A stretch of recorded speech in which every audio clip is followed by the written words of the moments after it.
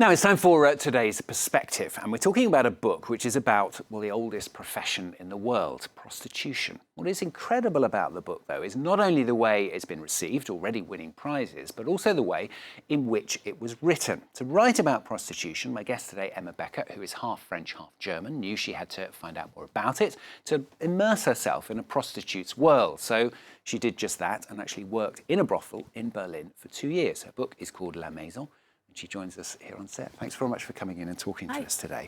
I mean, it does seem quite an incredible thing to do. I mean, it's one thing, isn't it, to live amongst prostitutes and get to know them and get to know gain their trust and see what they're doing, but to actually decide to take part in it yourself is another, isn't it? Yeah, but that's because I thought there is absolutely no point staying on the outside, because you might talk with how many prostitutes you want, but it won't change the fact that you won't know for yourself what the job does to you as a woman, to your body and to your soul. And to write a fair book about the subject, it seems only fair that I would have to work as well to become one of them, and then make a book about my immersion in this world.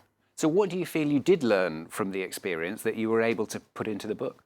Well, I feel like I've learned 1,000 things, but among those, I guess, that the dynamics of powers are usually not what you would expect in a brothel, that most of the time in that particular house, the women felt like they had the power, and it didn't matter that the men were paying.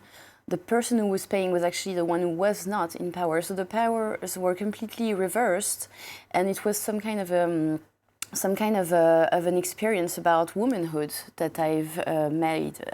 Way beyond prostitution, I think what I'm talking about is desire and how women conceive it and live it, and and how it evolves and changes constantly. I mean, that's quite surprising that you actually felt that it was the women that had the power rather than the men. Yes, but I think it actually this kind of situation happens also in an everyday life. I think the brothel is merely some kind of caricature of dynamics between men and women. It's some kind of like looking glass in which the relationships between men and women become way more, they seem way more intense than they are in an everyday life, because they're reduced to the very mechanics of it, women and men being drawn to one another, and how prostitution and the brothel is some kind of an attempt to reduce loneliness between human beings. And what do you think you were able to take from the experience then to put into the book? I mean, was it just individual little stories that happened that you could include in the story? Well, I think there's that, but mostly I think it describes the one age of a woman, one period of her life, one special context, and it's one of the many sides of what being a woman means. And this is what my books are usually about. Depending on what age I was and what I wrote about, it describes the experience of someone in this world living as a woman. I'm sure there'll be people watching who are saying, surely this is just a step too far. I mean, actually taking part in it and becoming a prostitute yourself.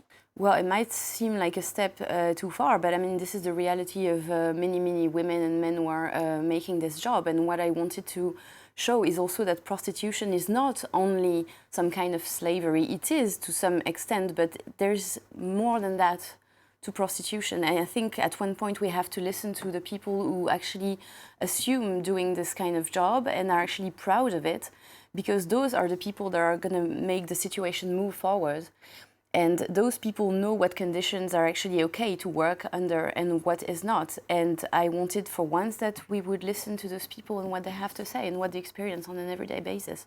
So you don't think that there's, I mean, is there not an aspect of you perhaps legitimizing prostitution? As you say, there are lots of different levels of prostitution. For some people, obviously, it's horrific. You know, they could have been trafficked, they could have be being forced to be prostitutes because they have nothing else in their life. Yes, for sure. But I mean, as I say quite a number of times, this is not an apology of prostitution. If this is an apology of anything, it's the apology of this particular house that I was lucky enough to stumble upon. Because this house is the proof that it is actually possible to make prostitution some kind of normal work, and to make conditions that are actually decent for women, for women, and I'm not I'm not making it. I'm not trying to preach for prostitution. I'm just trying to show that as long as we're keeping it illegal, it only makes things worse for everyone. And if we do make it legal, then this house is a proof that some places can be invented for women by women, and everyone can have decent conditions of work. I mean, I read as well that, for example, your publishers were worried that the book would be voyeuristic before they published it, and they were concerned about it. But they felt, having read it, that it's not like that at all. Because I don't think sex is the most relevant aspect of the work, because actually sex in a brothel is quite conjugal, I would say. What's interesting is what happens before and after, the dynamics of desire, and what Georges Clemenceau used to call the going up the stairs is actually more interesting than what happens behind the door. So I don't think I wrote something graphic or even voyeuristic. That was not my point. My point was to talk about those women and the waiting between the clients and this community of women that are actually way more friendly and supportive to one another than we might actually hear on an everyday basis. So it's more about relationships, if you like, It's more than about the sex. relationship and sisterhood also, you might say, which is something that I was astonished to find in that context. So you were surprised, you were surprised as well. When you first started, it wasn't what you were expecting to find. No, of course not. I was not. I mean, I was expecting something in my head, something that would come from one of those Maupassant books, where all those women are gathered together and they're almost like sisters. And I never thought I would be lucky enough to stumble upon a house that would remind me of that, in which women had all the power and men would just bend a knee somehow. And this is unexpected, and I think it's important for people to know that those places exist, places where women have a possibility to say no. Let's talk about the law as well. I mean, over here in France, it was made illegal, wasn't it, prostitution a year or so ago. In theory, banned over here. I mean, having said that, when you walk through the streets of Paris, in some areas, you wouldn't necessarily know that. What do you feel about the law banning prostitution? Well, I don't think prostitution is illegal in France. I think it's like this Swedish model that we have, which means that the clients are actually punished.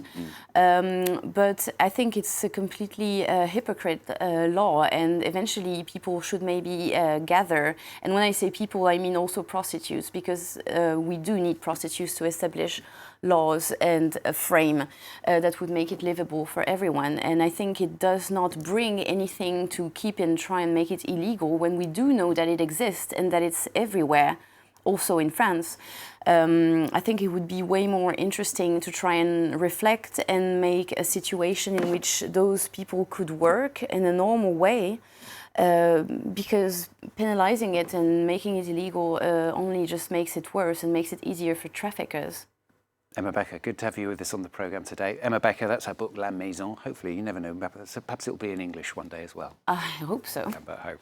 Thanks very much. Thank you very Emma, much. Thanks very much for coming in and talking to us on the programme.